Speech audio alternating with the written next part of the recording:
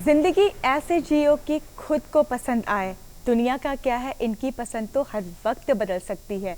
नमस्कार, आभार, स्वागत है हमारे सभी दर्शकों का उनके अपने पसंदीदा मॉर्निंग लाइव शो बिहार बिहान में। और आज के इस अंक में मैं हूं आपके साथ, आपकी दोस्त और होस्ट शक्ति।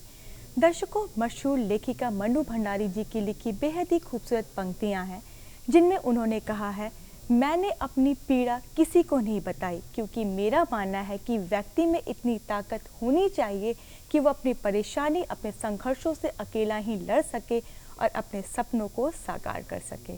बेशक दर्शकों, जब भी बात करते हैं मनुष्य की सबसे बड़ी ताकत, हमारा सबसे बड़ा हौसला, वह है हमारा खुद पर यकीन, यानी कि हमारा आत्मविश्वास। दर्शकों, आत्मविश्वास वह चाबी है जिसके जरिए हम कठिन से कठिन ताले को खोल अपने लक्ष्य को प्राप्त कर सकते, अपने सपनों को साकार कर सकते हैं। इसीलिए परिस्थिति कैसी भी हो, कितनी भी कठिनाई सामने आए, हमें अपने ऊपर अपने विश्वास को बनाए रखना चाहिए। दर्शकों, ये जो शब्द होते आत्मविश्वास, हौसला, हिम्मत, ही हमारे जीवन में, हमारे मस्तिष्क में तभी प्रवेश करते हैं जब हमारे जीवन में अच्छे विचारों का आदान प्रदान हो। इसीलिए हर रोज बिहार बिहान अपने दर्शकों की सुबह की शुरुआत करवाता है महापुरुषों द्वारा कहे अनमोल वचन से, ताकि पूरे दिन उनके अंदर एक ऊर्जा सी बनी रहे।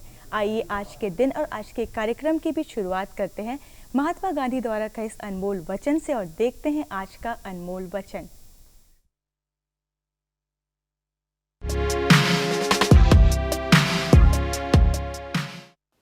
महात्मा गांधी ने कहा था, जब मैं सूर्यास्त और चंद्रमा के सौंदर्य की प्रशंसा करता हूं, मेरी आत्मा उसके निर्माता के पूजा के लिए विस्तृत हो उठती है।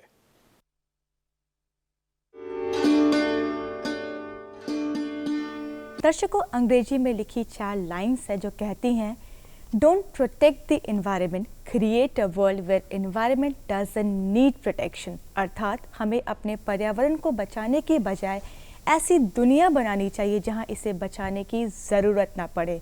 पर्यावरण को कैसे सुरक्षित और साफ रखें और कितना महत्वपूर्ण है मानव जाति के लिए स्वच्छ पर्यावरण, इस विषय पर विस्तार से बातचीत के लिए आज हमारे बीच मौजूद है हमारे बेहद ही खास मेहमान।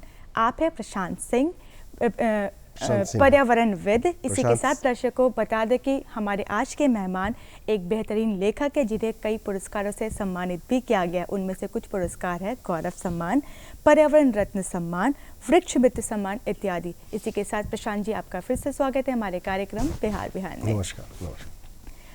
प्रशांत जी, सबसे पहले आपके प्रारंभिक जीवन के बारे में जानना चाहूँगी कि आपकी शिक्षा दीक्षा कैसी रही, आपका मतलब इस क्षेत्र में आपने कैसे इस मुकाम को हासिल किया?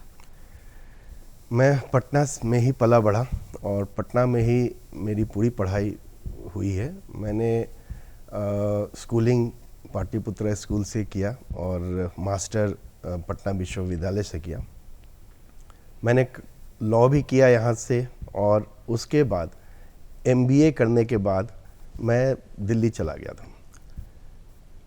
कानून की पढ़ाई मैंने इसलिए पढ़ा था क्योंकि हर वक्त मुझे ये लगता था कि मुझे समाज के लिए कुछ काम करना है और उसके लिए आपको कानूनी जानकारी भी होनी चाहिए, तो इसलिए मैंने लॉ की पढ़ाई की थी। अब सवाल उठता है कि इसके साथ साथ भाई कितने दिनों तक पढ़ाई करोगे, तो मैंने साथ साथ बिजनेस भी किया है। हालांकि मेरे माता पिता दोनों सरकारी अधिकारी थे। मदर मेरी शिक्षिका थी, पापा क्लास 1 ऑफिसर थे। मुझे पैसे की ज़रूरत नहीं थी, बट मैं 10th के बाद से ही पहले तो ट्यूशन किया, उसके बाद मैंने अपना बिजनेस शुरू किया और मैं पढ़ाई जारी रखा। क्योंकि जब आदमी उम्र के साथ जब व्यस्तता बढ़ती जाती है, तो मैंने ये काम पहले कर लिया कि पहले पढ़ाई कर लो, उसके बाद आगे की जो होगा दौर उसमें हम देखेंगे। तो MBA करने के बाद मैंने प्राइवेट सेक्टर में टाटा के साथ काम किया, देन मल्टीनेशनल कंपनी के साथ 10 वर्ष काम किया। लेकिन उस वक्त भी मुझे हर वक्त ये लगता रहता था कि समाज के लिए मैं क्या कर रहा हूँ, खुद के लिए तो कर रहा हूँ, समाज के लिए तो कुछ नहीं कर पा रहा। तो मैंने फिर 10 साल जॉब के बाद मैंने अपनी खुद की बिजनेस शुरू किया। उस बिजनेस में भी मैंने एक सामाजिक काम के लिए भी उसमें मैंने ढूंढा। मैं अपने कंपनी में जो सामाजिक रूप से पिछड़े होते हैं, जो आर्थिक रूप से होते हैं, और शैक्षणिक रूप से भी होते हैं। ये तो सुना होगा लोगों ने कि सामाजिक और आर्थिक के लिए तो बातें होती है, पर शैक्षणिक, लेकिन कभी किसी ने सोचा कि बहुत लोगों की पढ़ाई किसी कारण से रुक जाती है, फैमिली बैकग्राउंड के कारण, पैसे के कारण रुक जाती है, तो क्या उनको अधिकार नहीं है कि कुछ आगे बढ़े? क्या वो सिर्फ नीचे के ही काम, चतुर्थ श्रेणी के ही काम करने के लिए या मजदूरी करने के लिए? ये सोचते हैं मैंने उनको, ऐसे लोगों को ढूंढा और मैंने उनको प्रशिक्षण दिया। आपको जान के खुशी होगी, आपके दर्शकों को जान के खुशी होगी कि उन लोग आज उस मुकाम पे पहुंच गए जो उन्होंने कभी सोचा नहीं था। आज उनके पास हर बेसिक चीज़ है, मकान, गाड़ी, जो भी चीज़ें हैं सभी। वो आए एज ए बैचलर, शादी किया, बाप बने, उसके बाद परिवार आगे बढ़ाया, उसके बाद गाड़ियाँ, मकान, फ्लैट, जो भी प्लॉट वगैरह सब कुछ लेके आज वो ऐसी मुकाम पे जिसको देखकर मुझे बहुत खुशी होती है। मैं भी चाहता तो ऐसे IITian और उन लोगों को लेकर मैं अपनी कंपनी को बहुत बढ़ा सकता था, लेकिन मेरा सोच शुरू से दूसरी तरफ रहा। तो इस तरह की जर्नी मैंने किया। उसके बाद मेरे यही लड़के जब अच्छी तरह से कंपनी को संभाला तो मेरे पास कुछ वक्त बचा। उस समय पर्यावरण की जब कुछ लेखनी की तरफ मेरे ध्यान बढ़ा तो मैं पर्यावरण पर लिखना शुरू किया। तो मैंने देखा कि आज पर्यावरण की क्या हालत हो चुकी है पूरे विश्व स्तर पे। तो मैंने इसके ऊपर अब लोगों में अवेयरनेस बढ़ाने का काम शुरू किया और अखबारों के लिए और कॉलेज वगैरह में जाकर लेक्चर वगैरह देना, बताना, नॉट लेक्चर, मैं उस तरह का प्रोफेसर तो हूँ नहीं, उनको बताया कि भाई आप बच्चे, आपके लिए बहुत ज़रूरी है। हमारी तो ज़िंदगी हो गई, अब आपके नेक्स्ट जनरेशन के लिए पर्यावरण को बचाना है, तो आओ मिलकर हम लोग पर्यावरण को बचाएं। तो ये जर्नी मेरा अभी तक का ऐसा रहा। जैसे कि आपने अभी जिक्र किया कि आपने MBA की पढ़ाई की, आपने बिजनेस भी किया, आपके पास करियर के कई स्ट्रीम्स थे, आप कई स्ट्रीम को अडेप्ट कर सकते थे। ऐसे में जानना चाहूँगी पर्यावरणविद बनने की कोई खास वजह या आपका लगाव पर्यावरण के प्रति? जैसा भी मैंने आपको कहा कि जब मैं लिखना शुरू किया, जब मैं उस पर रिसर्च करना शुरू किया खुद कि पर्यावरण की क्या हालात हैं, मैंने ये पाया कि आज धरती एक 95% धरती से पर्यावरण ख़त्म हो चुका है। हमारे पास सिर्फ 5% है, जो चला गया वो अब लौटेगा नहीं। इस 5% को बचाना है। तो इसके लिए मेरे मन में एक अंदर से जज्बा आया कि मैं लोगों को ये बता सकूं और जो भी मैं कर सकता हूं मैं करूं। तो मैंने उस पर जैसे वृक्षारोपण करना, जल बचाना, जल में क्या आ रही है, नदियों में क्या समस्या आ रही हैं, ये मैं लोगों से शेयर करता हूं, लोगों को बताता हूं और उनको रिक्वेस्ट करता हूं कि आप इस पर काम कीजिए। उसका बहुत हद तक मुझे उस पर मिल रहा है, उसका परिणाम दिख रहे हैं। अब जैसे मोहल्ले को ही आप देख, बहुत छोटे से देखिए, कोई भी बड़ा स्टेप छोटे स्टेप से ही शुरू होता है। आप अपने मोहल्ले में ही वृक्षारोपण करें, पार्क में कोई वृक्ष नहीं है तो आप उसको ऐसे ही नहीं कि भाई कोई और आकर करेगा, कौन आकर करेगा, हम लोग को ही करना है, हमें बचाना है। तो ये बातें मैं उनके बीच में जाके करता हूँ, उनके साथ भी कहता हूँ। ऐसा नहीं कि मैं सिर्फ लिख देता हूँ, मैं उनके साथ बैठ के वृक्षारोपण भी करता हूँ। अब जैसे यूपी में भी है मिशन 100 करोड़ का है, जब भी वृक्षारोपण की बात होती है, जब किसी दिन वृक्षारोपण होना है, मैं वहाँ पहुँच जाता हूँ, अपना समय निकाल के मैं करता हूँ। तो लोगों के पास देखिए समय तो है, लेकिन ये हर लोगों के पास आज एक्चुअली समस्या ये हो गया है कि आज लोग सेल्फ सेंटर्ड हो गए। ये सिर्फ सोचते हैं कि भाई मेरा हो गया, मेरा परिवार को हो गया, बाकी हो जाएगा। अरे कैसे होगा, इस पर थोड़ा सा समय दे दो आप और उस पर सोचो। तो ये मैं अपने लेखों से, अपने जो भी स्पीच में बोलता हूँ लोगों के बीच में जाकर कि भाई ये काम आप करो, क्योंकि हमें बचाना है, हमें अपने नेक्स्ट जनरेशन के लिए। आप देखिए, हम लोग पैसे कमाते हैं, किस लिए कमाते हैं? एक उम्र के बाद पैसों की, जो 50 साल के बाद उनको कोई ऐश व आराम की जरूरत है, वो अपने बच्चों के लिए करते हैं। पैसे बचाते हैं बच्चों के लिए, तो पर्यावरण क्यों नहीं हम बच्चों के लिए पर क्या देकर जा रहे हैं? क्या वो हमें माफ़ करेंगे? ये बात, ये अंदर से लोगों के बीच में सोचना पड़ेगा, अंदर से आना चाहिए कि हम क्या कर रहे हैं। ये मैं हमेशा, मेरी कोशिश होती है कि उनको इस तरह की बातें बताऊं और उनके बीच में, और उसका परिणाम बहुत हद तक मुझे दिख रहा है कि लोग कर रहे हैं, जो मेरे आसपास के लोग हैं। चांद जी, आपसे जानना चाहूँगी कि आपके दृष्टिकोण से क्या है स्वच्छ पर्यावरण? देखिए, हम पर्यावरण क्या है, हमारे चारों ओर के आवरण जो उस जिसमें वायु, वृक्ष, जल। जंगल, जमीन, जल, ये सारी चीज़ें आती हैं। इसमें से कोई एक को भी अगर हम लोगों ने प्रदूषित कर दिया, उससे प्रदूषण बढ़ता गया। लेकिन आज के दौर में वायु प्रदूषित हो गया, जल प्रदूषित हो गया, मिट्टी प्रदूषित हो गया, इवन ध्वनि में भी प्रदूषण है। तो चारों तरफ प्रदूषण ही प्रदूषण है। हमें इन सब प्रदूषण को धीरे धीरे हमें स्वच्छ करना होगा, नहीं तो फिर आने वाले भविष्य में, आज आपने देखो हेल्थ प्रॉब्लम कितनी हो रही हैं। तो ये क्या है? ये सिर्फ प्रदूषण के कारण ही है। हम वायु प्रदूषण से हमारे जो अंदर में लंग्स के अलावा भी जितने भी अंदर के में सब में इम्पैक्ट हो रहा है। हमारे लोगों को कहना है, लोग मानना है कि नहीं वो लंग्स को करता है, नहीं, वो हर सिस्टम को ख़त्म कर रहा है। अब मिट्टी प्रदूषण लीजिए, अब मिट्टी प्रदूषण में केमिकल फर्टिलाइज़र वगैरह जो हम इतने डाल रहे हैं, पेस्टिसाइड डाल रहे हैं, जिसके कारण मिट्टी भी प्रदूषित होती जा रही है, जिस पे खेती का पर भी काफ़ी असर पड़ेगा, आगे आने वाले खाद्यान्न पे काफ़ी असर पड़ेगा। ज़मीन बंजर होती जा रही हैं, उस पे खेती हो नहीं सकती, इससे खाद्यान्न में महंगाई बढ़ेगी। उसी तरह से आपका हवा, अगर हम वृक्ष जिस तरह से काट रहे हैं, पहाड़ों को नष्ट कर रहे हैं, तो इसीलिए ग्लोबल टेम्परेचर जो है, ग्लोबली टेम्परेचर बढ़ता जा रहा है।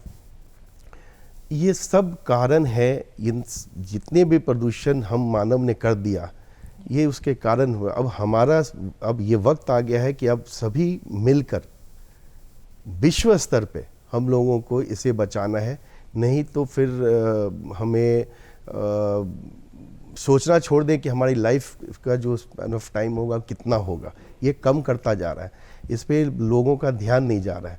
तो हमें स्वच्छ हर तरह से सभी को, वायु को, वातावरण को, मिट्टी को हर तरह से स्वच्छ करने का अपने ऊपर जिम्मेदारी लेनी होगी। अदरवाइज़ आने वाले समय में हम ये भूल जाएं कि हमारा अस्तित्व भी रहेगा। देखिए, आज कॉप में इजिप्ट में हो रहा है, COP 27 में, अब लोगों ने इतने कुछ करने के बाद अब जाग रहे हैं, बट काम हो रहा है। लेकिन ये सिर्फ सरकार के स्तर पे नहीं, हम सबको मिल के चलना है, एक एक व्यक्ति को इसके ऊपर ध्यान देने की ज़रूरत है, तब ये स्वच्छ होगा ये वातावरण। जी, आपसे जानना चाहूँगी कि बतौर पर्यावरणविद आपकी क्या क्या भूमिका रही या क्या योगदान रहा पर्यावरण को स्वच्छ बनाने में? मैं अपने लेखों से, मेरे लेख काफ़ी अखबारों में जा रहे हैं, और उससे मैं जागरूकता का पहला तो काम करता रहूँ, क्योंकि जब तक लोग जागरूक नहीं होंगे तब तक। अब सवाल उठता है कि सिर्फ जागरूक करने, सिर्फ लेख लिखने से भी नहीं काम चलेगा, हमें अपने खुद भी ज़मीन पे आकर काम करना पड़ेगा। तो हमारी कोशिश होती है कि ज़्यादा से ज़्यादा वृक्षारोपण करें और जल बचाने के काम करें। जल में जैसे अपने ही घरों से शुरू करें। आप RO का वेस्ट वाटर जो निकलता है, हम ये नहीं देख रहे हैं कि ज़मीन का जो भूजल का जो है वो कितना नीचे चलता जा रहा है। आज कई जगह ऐसा है 100 फीट तक भी पानी नहीं मिल रहा है। तो हम पानी को बचाएं, हम रेन वाटर हार्वेस्टिंग करें। हर सोसाइटी, हर अपार्टमेंट में ये होना चाहिए। तो सबसे पहले तो जल को हम बचाएं, उसके बाद अपने घरों के आसपास, मोहल्ले में सब जगह वृक्षारोपण करें, छत पे करें, हर जगह करें, जहाँ भी। अब मैं कई जगह लोगों को कहता हूँ, लोग मैं कैसे करूँ, वहाँ पर तो वो वायर जा रहा है, तार जा रहा है, तो हर तरह के पेड़ होते हैं। कोई ज़रूरी नहीं है कि हम हर वक्त पीपल का पेड़ ही लगाएं, बरगद ही लगाएं। एक मीडियम स्टेज पर भी हम वो पेड़ लगा सकते हैं, जिससे कि पूरे हरा भरा हो। क्योंकि देखिए, बारिश भी जब होती है, हरा भरा जहाँ आप देखेंगे वहीं पे बारिश होती है। दूसरी बात, जो पेड़ लगाने के, मैं आपको एक रिसर्च हुआ अमेरिका में, लीवर के पेशेंट थे सब, तो वहाँ जो हॉस्पिटल रखा गया, उसमें कुछ वार्ड में को ऐसे रखा है जहाँ पे उनको कंक्रीट जंगल कहते हैं, मकान वगैरह सब वो दिखते हैं ना, और एक रखा गया जहाँ पे हरियाली थी। आप बिलीव नहीं करेंगे कि जब 1 महीने के बाद ये देखा गया कि जिन्होंने उतने दिनों तक हरियाली की तरफ, पेड़ की तरफ जब तक उनका देखते थे तो वो जल्दी ठीक हो गए, जबकि कंक्रीट वालों का जो था वो उनका सेहत नहीं सुधर पाई। तो ये रिसर्च अब लोगों के बीच में अब हमारे पास इंडिया में भी आएगा। ये देखा गया, इसलिए कहा जा रहा है कि हरियाली करो, जिधर करो, छत पे करो, अपने आस पास करो, मोहल्ले में करो, जहाँ तक हो सकता है करो। तो ये बातें को लेकर मैं लोगों के पास जाता हूँ और कहता हूँ लोग कर भी रहे, ऐसी बात नहीं, लोगों में आ गया है, लेकिन ज़रूरी है कि बस सुनना नहीं, हमें वो धरातल पे करना है। जी। वर्तमान समय में आप किन किन बिंदुओं पर कार्य कर रहे हैं? मैं अपनी लेखनी पर तो ध्यान दे रहा हूँ और जल बचाने की काम जो करना होता है, कैसे कैसे जल बचाए जा सकते हैं, कैसे कैसे कहाँ कहाँ वृक्ष, किस तरह के वृक्ष लगाना ज़रूरी है। किसानों के साथ जैसे पेस्टिसाइड को न करके ऑर्गेनिक फार्मिंग करने पर जोर दे रहा हूँ, लोगों से कहता हूँ कि भाई ऑर्गेनिक फार्मिंग करो। बेशक उनको महंगा आता है, लेकिन ठीक है, आने वाले समय में ये होगा। आप देखेंगे ज़्यादा से ज़्यादा हर बाज़ार में अब ऑर्गेनिक फ्रूट्स वगैरह, ऑर्गेनिक वेजिटेबल्स आने शुरू हो गए हैं अब। तो आने वाले वक्त पे ये मेरा विश्वास है कि ये चीज़ आएगा और ऑर्गेनिक फार्मिंग शुरू हो जाएगा और ये केमिकल फर्टिलाइज़र और पेस्टिसाइड्स बंद हो जाएंगे। आपने भी जिक्र किया कि अगर बात करें आज की, ये तो कहते हैं कि पेस्टिसाइड्स भी हम लोगों के लिए एक बड़ी समस्या बन गई है। इसका असर हमारे जीवन पे इस प्रकार है कि हम फल सब्जी खाने तक में भी सोचते हैं कि कहीं वो किसी प्रकार, कहीं वो हमारे लिए हानिकारक ना हो।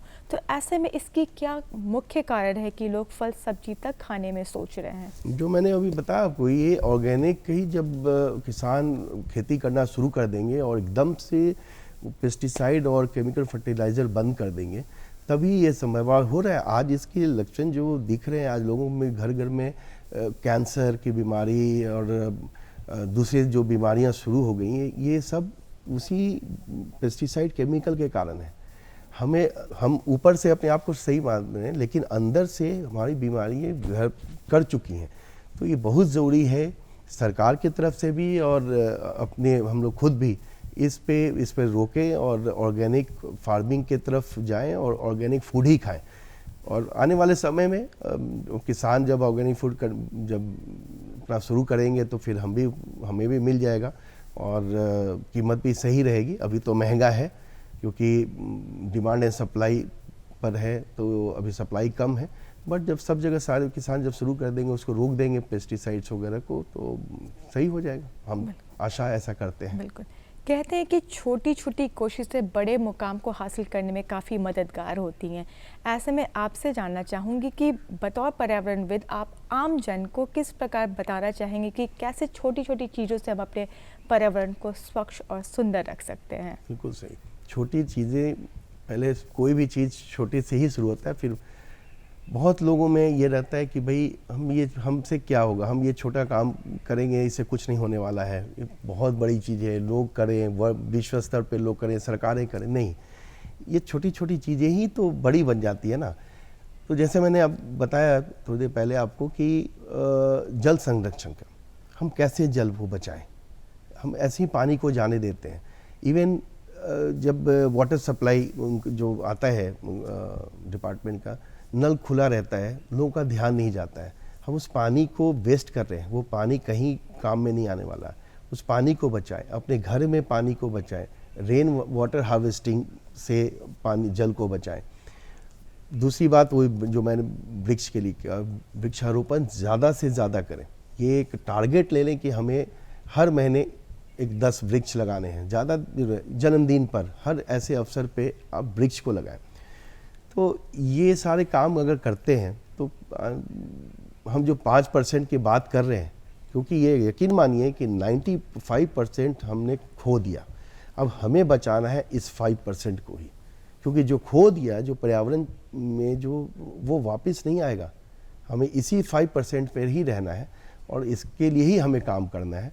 और अब जैसे किसान के लिए मैं जैसे बताऊँ कि उनको पेस्टिसाइड के लिए उनको बताएं, वैसे तो मीडिया काम कर रही है, लेकिन क्या होता है कि जब तक आम जनता में ये भावना नहीं आता है तो लोग उसको इतनी सीरियसली नहीं लेते हैं। तो ये भावना आना चाहिए पर्यावरण के लिए। मेरा जो खुद का हो रहा है कि जब तक एक एम्पैथी नहीं आता है, नॉट सिंपैथी, एम्पैथी आना चाहिए, अंदर से आपको आना चाहिए कि हमें इसको रोकना है, किस तरीके का होता जा रहा है, हमें दूसरे के ऊपर निर्भर नहीं रहना, हमें खुद करना है। एक एक व्यक्ति जब खुद करने लगेगा, खुद ब खुद सब सारी चीज़ें सही हो जाएंगी। तो ये करना हम सभी के लिए बहुत ही आवश्यक है। कहते हैं कि जब भी हम कोई कार्य करते हैं या लक्ष्य की प्राप्ति की ओर बढ़ते हैं तो बाधाएं हमारे मार्ग में आती हैं। आपने उन बाधाओं को या उन चुनौतियों को किस प्रकार संबोधित किया और आज सबके लिए प्रेरणा स्रोत बने? धैर्य, मैं तो कहता हूँ धैर्य। हम में से कई लोग कहते हैं यार मैं डीएम के पास गया या नगर निगम के कमिश्नर के पास गया, हमारे उनसे वो सपोर्ट नहीं मिला। मैं कहता हूँ नहीं, देखिए उनके पास भी बहुत काम है, आप अपने काम को लेकर जाइए, वो मदद पूरी तरह से करते हैं। हम चाहेंगे कि हम आज जाएं और आज ही मेरी वो मदद मिल जाए, ये संभव नहीं है ना, क्योंकि इतनी जनसंख्या है, इतने लोग हैं, तो हमें बहुत ही पेशेंटली ये काम करना पड़ेगा। अब मान लीजिए पार्क में पेड़ लगाने, अब पेड़ कहाँ से आए? या तो हम खुद लें या सरकार के पास, या सरकार मतलब नगर निगम या डिस्ट्रिक्ट मजिस्ट्रेट। आप जब वहाँ जाते हैं और अपनी अर्जी देते हैं कि हमें एक चाहिए, तो ठीक है, 1 महीना नहीं होगा, ठहर जाओ आप 1 महीने, आपको 1 महीने के बाद वो सारी चीज़ें मिल जाती हैं। पार्क वगैरह हम लोगों ने भी डेवलप किए और अपने स्तर से डेवलप किए। सरकार से कोई बाद में सरकार से हमें मिला, ऐसा बात नहीं है। जैसे मान लीजिए वॉकिंग पाथ है, ये नगर निगम के द्वारा बनाया गया, बट पेड़ वगैरह जो प्लांटेशन हुआ सभी लोगों ने किया, खुद ब खुद मिला के। देखिए जब तक भागीदारी नहीं होगी, हम हर चीज़ सरकार की तरफ नहीं, सरकार बड़े प्रोजेक्ट करती है, हमें छोटे लेवल पे करना चाहिए, क्योंकि हम लोगों के पास भी समय नहीं होता। लेकिन हम हर कुछ को ये सोचेंगे सरकार करे, तो ये कैसे? सरकार कौन है? सरकार हम ही लोग से मिलते हैं, उनके पास बहुत सारे काम है, तो हमें पेशेंटली वो सब काम करना चाहिए। तो ये बाधाएं नहीं है, मैं इसको बाधाएं लोग मान लेंगे। प्रशांत जी, जैसा कि आप एक पर्यावरणविद होने के साथ साथ एक बेहतरीन लेखक भी हैं और आपकी पुस्तक भी प्रकाशित है, ऐसे में चाहूँगी कि आप उससे जुड़ी कुछ अंश हमारे दर्शकों के साथ साझा करें।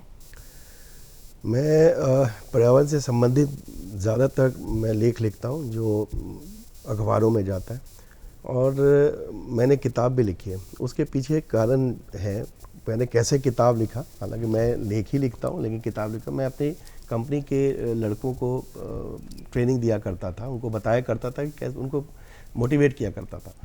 तो कुछ लोगों का कहना था कि आप जब बोलते हो तो फिर हम लोग ना बाहर जाते हैं भूल जाते हैं, तो आप हमें ना लिख के दो जो हम बार बार लिखें। तो मैंने कहा सही बात है। जब मैंने लिखना शुरू किया तो मेरे दिमाग में ये चीज़ आया, जब मैं इन अपने कंपनी के एम्प्लॉयज़ के लिए मैं कर सकता हूँ तो औरों के लिए ये चीज़ लोगों के पास पहुँचे। तो मैंने ये कामयाबी के मार्ग एक पुस्तक निकाला, जिसको कि दिल्ली में, बिहार में, वेस्टर्न यूपी वगैरह में काफ़ी कुछ इसको सराहा गया। और इसके पीछे सोच ये था कि कैसे इंस्पायर्ड हो, कैसे मोटिवेट हो। तो मैंने कुछ चीज़ें, जैसे सबसे ज़्यादा इस पे जोर दिया मैंने, आपने अपने प्रारंभिक संबोधन में भी कहा आत्मविश्वास बहुत ज़रूरी। सबसे पहले मनुष्य के लिए आत्मविश्वास होना ज़रूरी है, तो उस पर मैंने आत्मविश्वास पे काफ़ी कुछ लिखा। उसके बाद इसमें मैंने जैसे कैसे अपने आत्मबल को जगाएं, कैसे आप दूरदर्शी में, कैसे अपने लक्ष्य को निर्धारण करें, कि चिंता नहीं करें, चिंतन नहीं करें, संकल्प ले, एकाग्रता को, इस तरीके का चीज़ें मैंने, जो कि इनको अपने जॉब में, अपने काम में इनको प्रेरणा मिले और सीखें और आगे बढ़ें। तो उस पर मैंने ये पुस्तक लिखा, उसको लोगों के द्वारा सराहा गया। पब्लिक सेक्टर कंपनीज़ में भी गए, बहुत सारी लाइब्रेरीज़ में भी गए, और आगे देखता हूँ, अभी हो सकता आने वाले 2-3 महीने में मेरी अगली पुस्तक में इसी से संबंधित निकले। ये मेरा प्रयास था, अब आगे देखता हूँ। जी, जैसे कि आपसे चाहूँगी कि अपनी कोई स्वरचित कविता हमारे दर्शकों को सुनाएं। एक है जो मैं आपको बता सकता हूँ, वो पर्यावरण से संबंधित जी है। बिल्कुल। एक दिन होगा जमीन पर जब जल नहीं होगा, एक दिन होगा जमीन पर जब जल नहीं होगा, बस मकान होंगे जंगल नहीं होगा। देखना जब जंग पानी पर छिड़ेगी एक दिन, जिंदगी का आज होगा कल नहीं होगा। आदमी के लालच से कह दो अब न कुदरत करेगी माफ, कह दो मत कर जल या जमी का नाश, वरना खुद जमी लेगी कभी इंसाफ, कह दो। आपने आज जो अभी प्रेजेंट सिनेरियो है हमारे एनवायरनमेंट का, उसको बखूबी आपने अपने कविता के ज़रिए बताया। आपसे जानना चाहूँगी कि चंद शब्दों में या किस प्रकार आप हमारे दर्शकों को बताना चाहेंगे कि किस प्रकार हम अपने पर्यावरण को स्वच्छ और सुरक्षित रख सकते हैं। बहुत ही ज़रूरी है सबसे पहले तो वृक्षारोपण करना, उसके बाद जल को बचाना, क्योंकि जल के लिए आने वाले समय में वर्ल्ड वार निश्चित है, ये आज हर जगह मीडिया में अखबारों में लोग पढ़ रहे हैं। तो जल को कैसे हम सहेज कर रखें, जल को व्यर्थ नहीं जाने दें, इसके ऊपर हमें देना।